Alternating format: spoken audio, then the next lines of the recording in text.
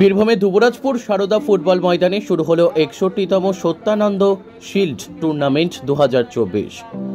বীরভূমের দুবরাজপুর শ্রী শ্রী রামকৃষ্ণ আশ্রমের উদ্যোগ ও পরিচালনায় আজ ২২ আগস্ট থেকে শুরু হলো ৬১তম Shri Shri Thakur Satyananda shield football tournament ২০২৪।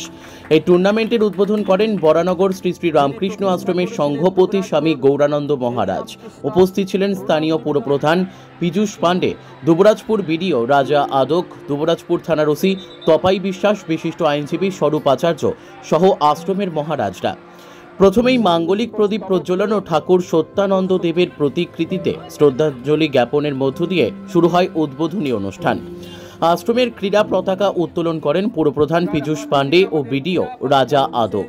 Dubrajpur Ramakrishna আশ্রমের শীর্ষ সেবক স্বামী সত্য শিবানন্দ মহারাজ জানান, আশ্রমের প্রাণপুরুষ স্বামী ভূপানন্দ মহারাজ তার গুরুদেব ঠাকুর সত্যানন্দ দেবের নামে ৬১ বছর আগে এই শিল্ড টুর্নামেন্ট শুরু করেছিলেন। জেলার বুকে এই এক অনন্য নজির। উল্লেখ্য, ৮টি দল নিয়েই এবারের এই টুর্নামেন্ট শুরু হয়েছে। চূড়ান্ত পর্বের খেলা অনুষ্ঠিত হবে আগামী ১ সেপ্টেম্বর। ওই দিন বিজয়ী ও বিজেতাদের হাতে সত্যানন্দ ট্রফি সহ নগদ ১৫,০০০ এবং ১০,০০০ টাকা তুলে দেওয়া হবে। এদিন উদ্বোধনী খেলায় বার্নপুর ইউনাইটেড ক্লাবের সঙ্গে মুখোমুখি লড়াই হয় বর্ধমান বিশ্ববিদ্যালয়ের পড়ুয়া ছাত্রদের। টানটান উত্তেজনায় বার্নপুর ইউনাইটেড ক্লাব ১-০ গোলে জয়ী হয়। এদিন মাঠের চারপাশ জুড়ে ছিল বহু ফুটবল প্রেমী দর্শকদের ভিড়। দুবরাজপুর থেকে জয়ন্ত মণ্ডলের report, S news Bangla. Shri Thakur Satyananda shield football টুর্নামেন্টের একটা শুভ সূচনা হয়ে গেল। এটি ৬১তম শিল্ড টুর্নামেন্ট। শ্রী ঠাকুর সত্যানন্দ তার প্রিয় সন্তান, সন্ন্যাসী সন্তান তাই ভূপানন্দ মহারাজের হাত দিয়ে আজ থেকে ৬০ বছর আগে এই টুর্নামেন্টের শুভ সূচনা করেছিলেন। এলাকার মানুষের মধ্যে খেলার প্রচার এবং প্রসার, সম্প্রীতি, সৌহার্দ্য বাধাবন্ধ করলে আজকে তার শুভ সূচনা করলেন আমাদের সংঘ বিধায়ক পূজ্যপাদ শ্রী গৌরানন্দ মহারাজ দিলীপ প্রয়োজনের মধ্য দিয়ে।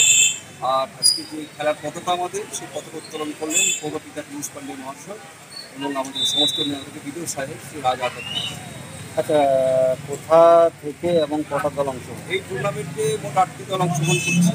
আজকে প্রথম ক্লাস বর্ধমান বিশ্ববিদ্যালয় এবং বার্নপুর ইউনাইটেড ক্লাব অংশগ্রহণ করছে।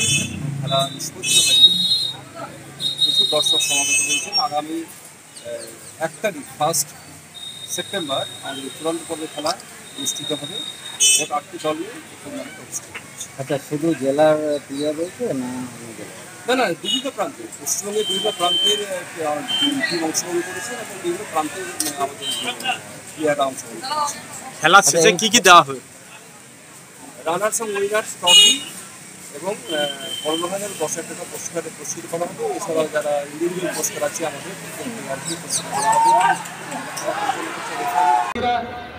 রয়েছেন দুটি টিম যারা আজকের খেলার লড়াইয়ে থাকবেন। বর্ধমানের বার্নপুর ইউনাইটেড ক্লাব, লাল রঙের জার্সি বার্নপুর ইউনাইটেড ক্লাব এবং সাদা নীল জার্সি যারা রয়েছে বর্ধমান বিশ্ববিদ্যালয়।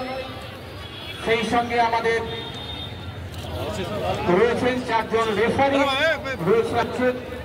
এবার আনন্দের আমরা সাক্ষী থাকছি যে এখানে বসে আছি।